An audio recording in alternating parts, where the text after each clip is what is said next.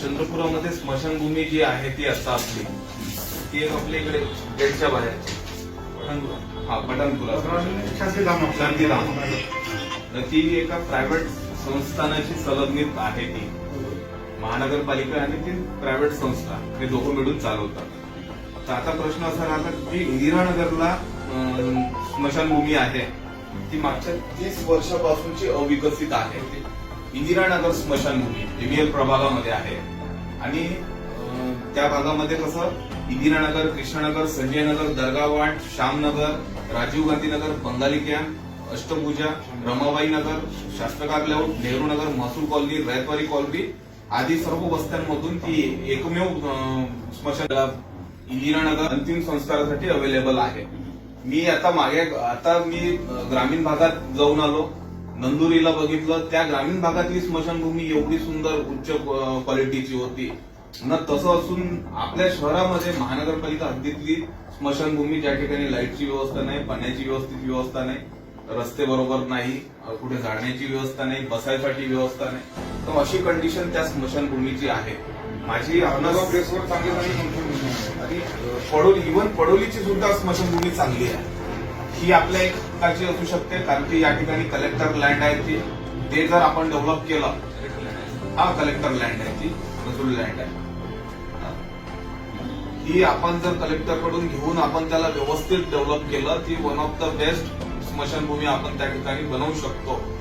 आणि आमचं असं म्हणणं आहे की हे काही अवघड नाही. तर तुम्ही मनावर घेतलं ना तर तुम्ही त्या महिनाभरात तुम्ही त्याची प्रोसेस निपटवून नाही का तुम्ही मार्गी लावू शकता. पण आजपर्यंत कसं कोणी लक्षच नाही दिलं या कामाकडे. आणि तिथे प्रेत आणल्यानंतर ना बरोबर पेटवायला जागा आहे, त्या ना बरोबर उभं राहायला ना बसायला जागा आहे, त्यांना तर मार्गच नाही, याच्यावर जाऊ शकत नाही. तर अशी कंडिशन आहे त्या स्मशानभूमीची.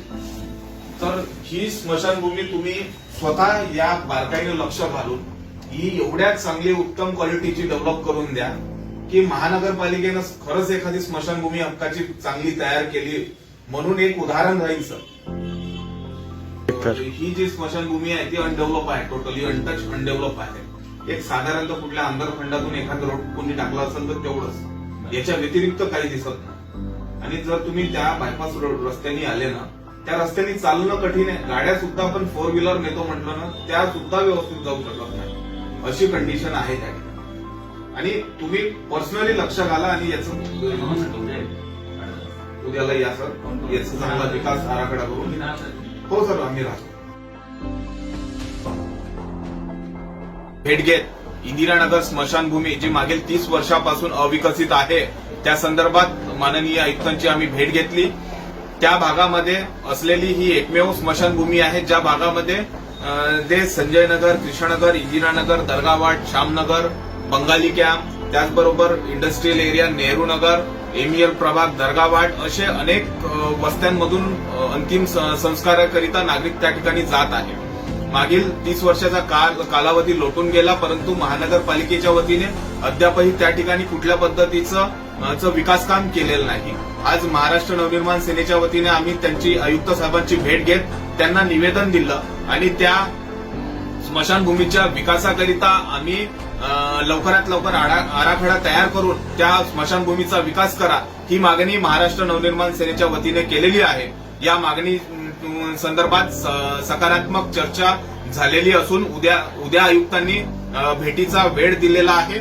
आणि येणाऱ्या काळात जर या स्मशानभूमीचा विकास झाला नाही तर आम्ही सर्व जनतेला सोबत घेऊन एक या ठिकाणी जन आंदोलन उभारण्याच्या तयारीत आहे. मनसे जनतेच्या प्रश्नांना घेऊन नेहमी आक्रमक राहिली आहे आणि अशीच आक्रमक भूमिका आमची या ठिकाणी राहणार आहे.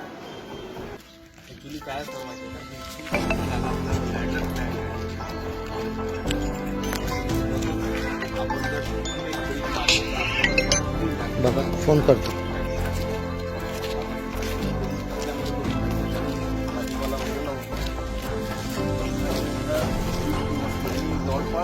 जेवढा नाव घेतलं लाख लोकांच्या वस्तीसाठी हे एकमेव आहे.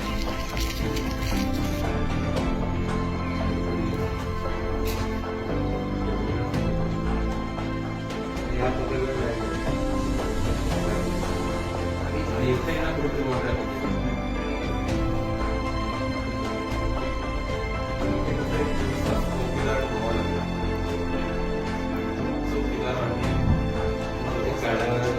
एकदम सुसज्जच बनवावं लागेल.